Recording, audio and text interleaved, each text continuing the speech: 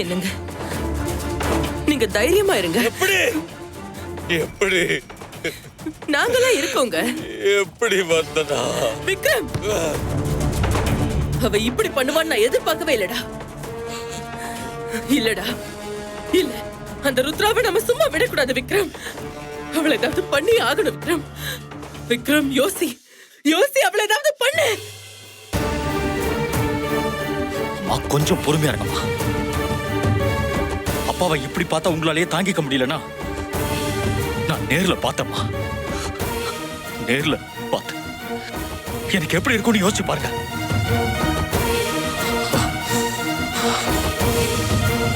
அம்மா, நான் நினைச்சிருந்தேன்னா அப்பா கையை வெட்டினதுக்கு அவளை லீகலா போலீஸ்ல கம்ப்ளைண்ட் கொடுத்து இந்நேரம் தூக்கி உள்ள வச்சிருக்க மாட்டானா?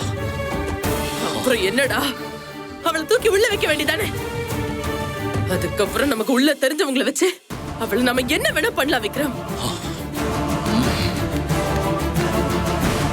இல்லம்மா, அவ எப்பவுமே தன்னை பத்தி கவலைப்படுற ஆள் இல்ல. அவளை வேற மாதிரி தான் அடிக்கணும். அவளை அடிக்கிற அந்த அடி ஸ்ட்ராங்கா இருக்கணும். அதுல இருந்தெல்லாம் அவ அவ்வளவு ஈஸியா எந்திரிச்சு வரவே கூடாது. அந்த அளவுக்கு அடிக்கணும்.